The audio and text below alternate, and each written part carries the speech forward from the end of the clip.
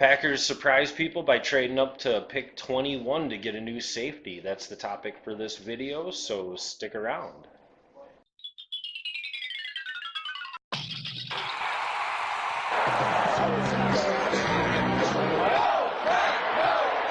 This video is brought to you by PackerFanCave.net. Everything that you need to turn your man cave into a Packer fan cave. PackerFanCave.net. There's a link in the description below. All right. Thank you for that. And welcome back to this draft video. The Packers took safety Darnell Savage in a trade. They moved up to pick 21 from pick 30. I was not expecting to see them when we were hearing that they traded up, or when we were hearing that there was a trade on the. I did not think that the Packers were going to be the ones to trade up. There was the moment where I was like, "Oh, please don't take a quarterback. Please don't trade up and take a quarterback." None of us here wanted the Drew Lock pick. Right. We're Aaron Rodgers fans at heart, right? Absolutely. And I don't think that right now is the moment to get a quarterback when there was so much else available out there and we needed a safety. And I think they made a good pick. There are going to be a lot of people that say that it was too much of a reach. I love this pick. Super athletic player. We've got Adrian Amos to take care of the strong safety duties, but we need that over-the-top free safety, and there is not a better free safety in this draft than Darnell Savage. He's gonna fit in right where we need him, and it's just an all-around good pick. You're not giving up that much to move up. You're giving up 2 fourth-round picks, but we moved up 9 spots. That's huge. Yeah. For 2 fourth-round picks, I'll take that every day. Yeah, no, I think it was a good move. I personally think he would have been there. There was a lot of talk about Oakland liking him, and they have 2 picks in between our next. Oh, okay. I didn't realize they had 2. Yeah. Yep. They have, I believe, 24 and 27. Okay. No, either way, I'm happy with the pick. Interesting to see, it's really interesting. This is Gutekunst's second draft. Last year, I loved his Jair Alexander pick.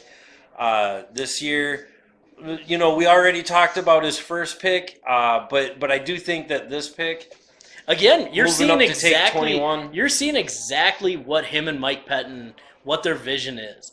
You're seeing the big thumpers up front and the super hyper athletic players in the defensive backfield, and that's how they want to build this defense, and that's exciting defense. Like I told these guys earlier, like I think we've got a top 5 defense next year.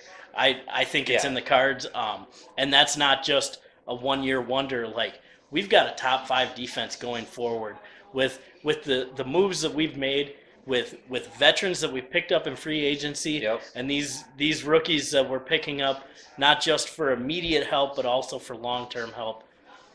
Look out. Like we're putting together something special. Yeah, and I think if you put together an amazing defense and know that Aaron Rodgers is still Aaron Rodgers, Aaron Jones is, I think he's a special player. I'm excited, especially when you have the combination of him and Jamal Williams. I do think we could use more depth on the offensive line and more depth at wide receiver. And I do think that's to come. Yeah. But all in all, I was hoping we were going to go defense early. I'm glad they went defense early. We'll see what these picks turn into.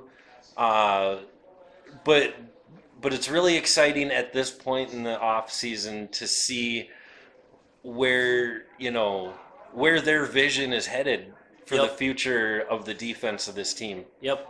I agree. I do think that we need.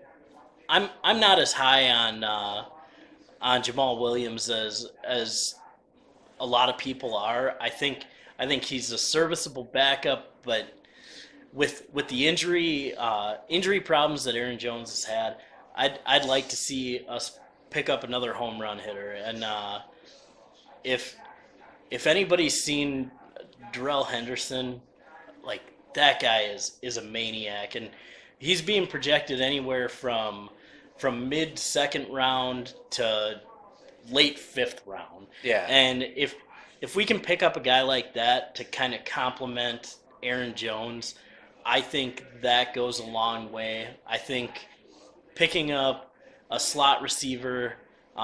It sounds like Matt Lafluer is sold on bigger, stronger slot receivers, so that kind of takes it takes some of the players out, like Andy Isabella or Marquise Hollywood Brown. Some of those players aren't necessarily a fit for us, and I think that's why a guy like Randall Cobb is gone. Yeah. But if we can pick up a guy like, A.J. Brown's still out there. DK Metcalf is still out there. Those are guys, one of those two are going to fall to the second round. You add in N'Keal Harry, J.J. Arcega-Whiteside. There's receivers that fit what obviously the Packers are looking to go to on offense. Right. And I do think right now is when I'd like to see that next pick go on the offensive side. That early second round pick, I think needs to be an offensive weapon. And unless one of the top offensive linemen falls, I'd like to see a playmaker. Yeah. No, I agree. And I think, like I said, making the first two picks defense, we definitely needed that. I think they shored up defense. I think make your next pick an offensive guy, and really, I think at this point, it's not really that they need a whole bunch of starters. I don't think they're really looking to pick guys to be starters so much as guys to be quality depth. Yep. And that's really what I'm hoping to get out of the rest of this draft is just quality depth in places where, maybe we've got a starter, but he's injury prone, or, maybe, you can never have too much depth at wide receiver, and like you already talked about Aaron Jones being injury prone, picking up a good running back. And we have all the confidence in the world in Aaron Jones. Oh, absolutely. And just like our young receivers, like more power to them. I really like Marquez Valdez-Scantling. I think Equinemius St. Brown. I think they've got all the potential in the world. But if you can pick up a plug-and-play guy who, in either of those spots, who's going to be an immediate impact, and you can get him in the second or third round, I just don't see how you don't pull that trigger. Yeah. And they're obviously it's just going to help. So yeah. What do you guys think? Leave your comments in the section below. Hit that subscribe button if you haven't already. Also click the bell icon so you get notifications anytime we upload new content. Hit the like button. Share it with all your friends. If you got anybody who you know is a Packer fan, share this video with them.